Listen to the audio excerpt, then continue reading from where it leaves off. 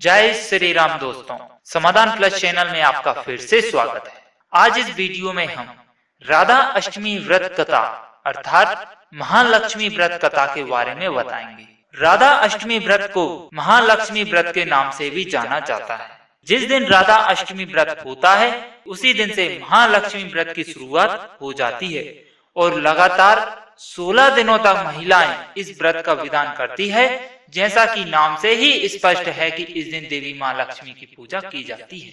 और हमारी वीडियो में जिस देवता की कथा होती है, यदि आप उन्हीं देव की कथा किसी अन्य व्यक्ति या इंटरनेट से निकालते हैं और वह कथा अन्य कथा पाई जाती है अर्थात दूसरी कथा पाई जाती है, तो यह बिल्कुल ना समझें कि हमने गलत कथा बताई है या फिर आपको इंटरनेट या किसी मुख से गलत कथा की जानकारी मिल रही है।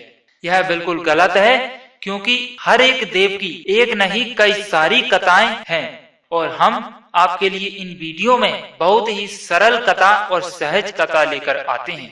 इसलिए आपको यदि 2 या 3 कथा मिले किसी देव की तो यह नहीं समझें और कंफ्यूजन नहीं हो इस बात में कि कौन सी कथा सही है।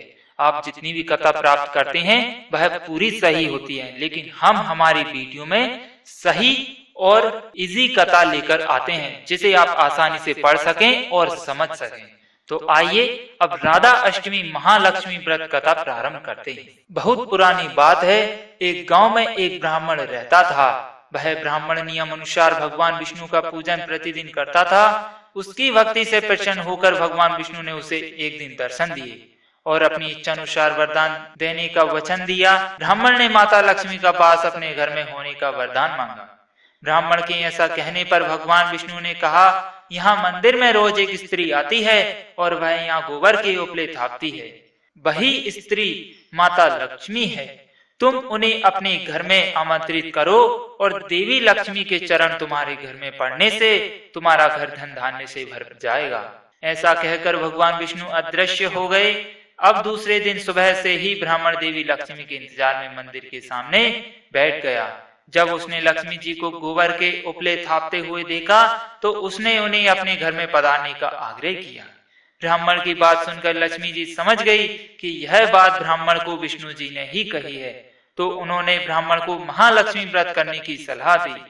लक्ष्मी जी ने ब्राह्मण से कहा कि तुम 16 दिनों तक महालक्ष्मी व्रत करो और व्रत के आखिरी दिन चंद्रमा का पूजन करके अर्घ्य देने से तुम्हारा व्रत पूर्ण हो जाएगा।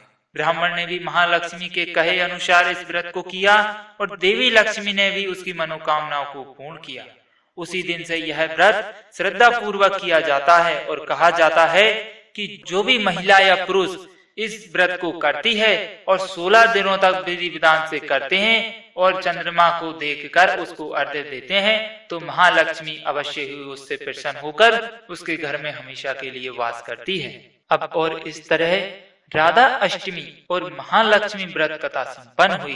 और हाँ दोस्तों, यदि आप राधा अष्टमी और महालक्ष्मी व्रत कथा की पूजन विधि जानना चाहते हैं तो कृपया अगली वीडियो जरूर देखें। और अगली वीडियो देखने के लिए हमारे चैनल को अभी सब्सक्राइब कर लीजिए। और आपके लिए इस वीडियो से कुछ भी सीखने को मिला हो और कुछ भी अच्छा लगा हो तो कृपया वीडियो को लाइक और शेयर करना ना भूलें, जिससे कि आपके फ्रेंड्स भी जानकारी का लाभ ले सकें।